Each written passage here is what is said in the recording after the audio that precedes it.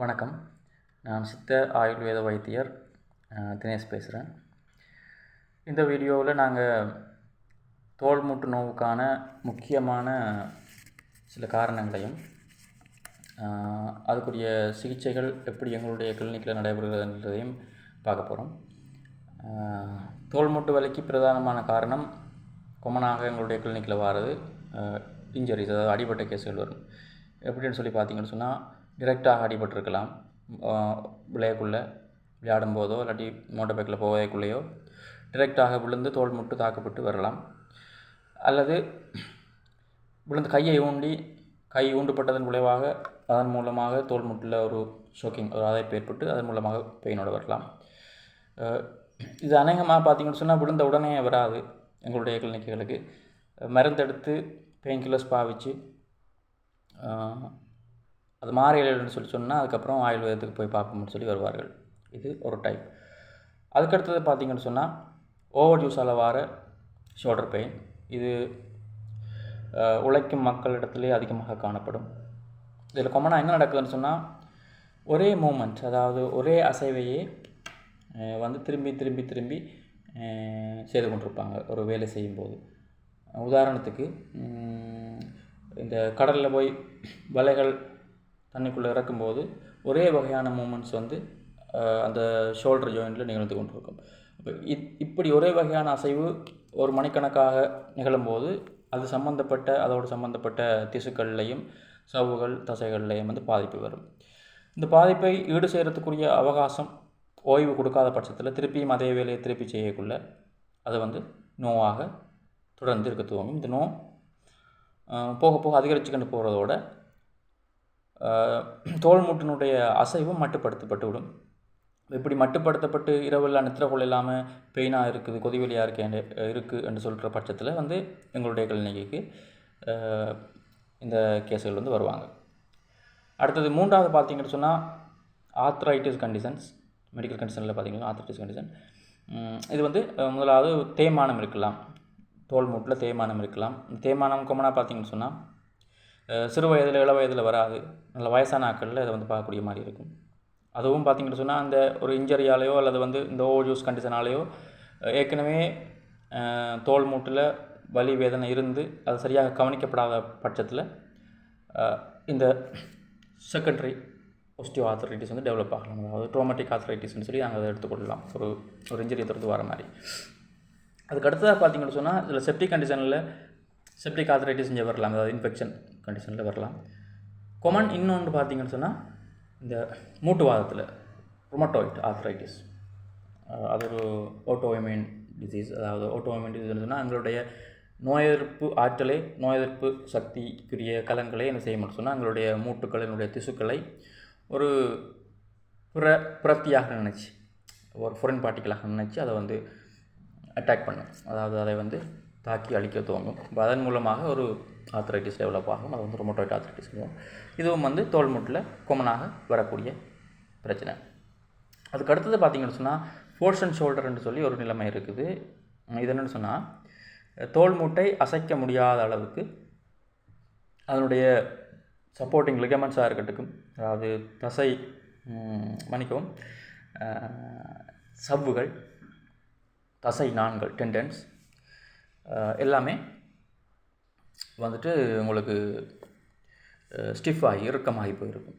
இப்போ இந்த force and shoulder நிலைமையில் பார்த்திங்கன்னு சொன்னால் சில பேரால் தலை இழுக்கிறதுக்கு தலையை பிடரி பக்கம் கொண்டு போக இயலாது, ஒரு ஷம்போ போட்டு தலைக்கு தேய்க்க இயலாது, மற்றது பார்த்திங்கன்னு சொன்னால் ஷர்ட்டு போட இயலாது, அதே மாதிரி பெனியன் போட்டு கழட்ட இயலாது, கையை பின்ன கொண்டு போய் முதுகு தேய்க்க இயலாது. இப்படியான ஒரு நிலைமைகளை உருவாக்கும். நிலைமையை பொறுத்து இந்த நான் சொன்ன எல்லா கஷ்டங்களும் இருக்கலாம், அல்லது ஒரு சில விஷயங்கள் செய்யக்கூடிய மாதிரி இருக்கும், ஒரு சில கஷ்டங்கள் இருக்கும்.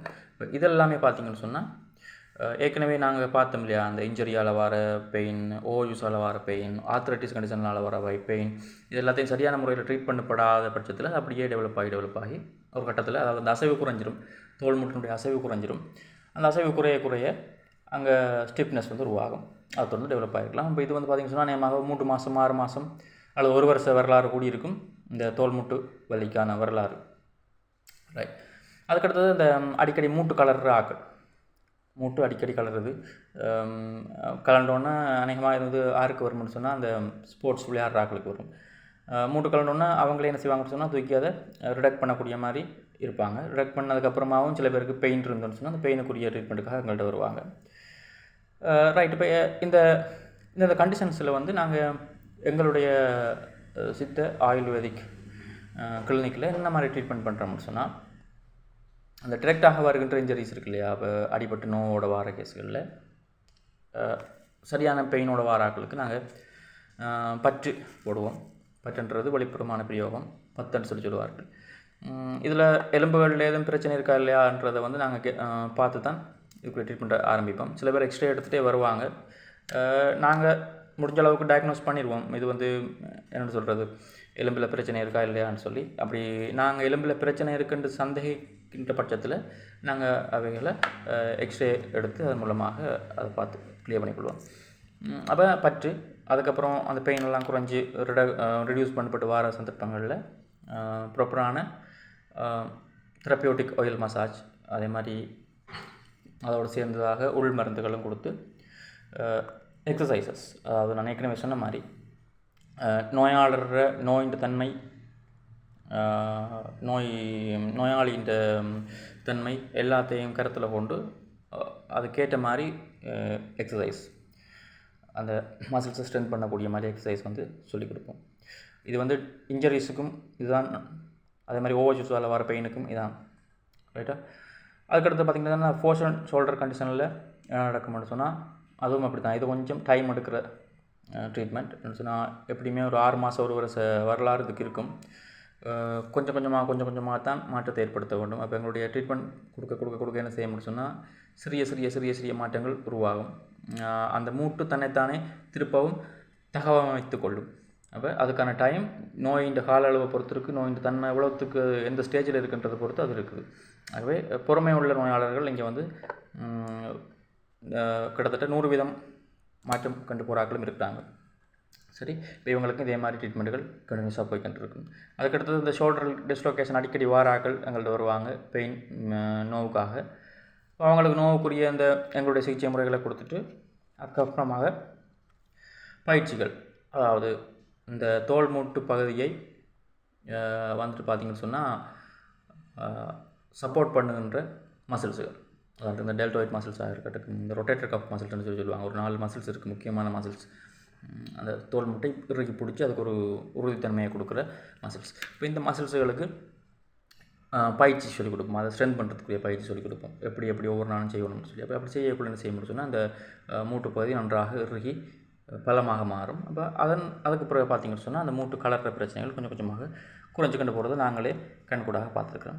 இப்படியான ட்ரீட்மெண்ட்ஸ் வந்து நோயாளரை பொறுத்து, நோயின் தன்மையை பொறுத்து நாங்கள் செய்து கொண்டு வரோம். உங்களுக்கும் இதே மாதிரி பிரச்சனை இருக்குமென்னு சொன்னால் எங்களுடைய கான்டாக்ட் நம்பர் மூலமாக எங்களை தொடர்பு கொண்டுட்டு எங்கள்கிட்ட ட்ரீட்மெண்ட் எடுக்கலாம். எங்களுடைய கிளினிக் தோட்டவழி சந்தையில் இருக்குது, அதே மாதிரி பேசாலையில் ஒரு பிரான்ச் இருக்குது. ரைட். ஏதாவது சந்தேகங்கள் இருக்குமென்னு சொன்னால் எங்களுக்கு கமெண்ட்ஸ் மூலமாக தெரியப்படுத்துங்க. நன்றி.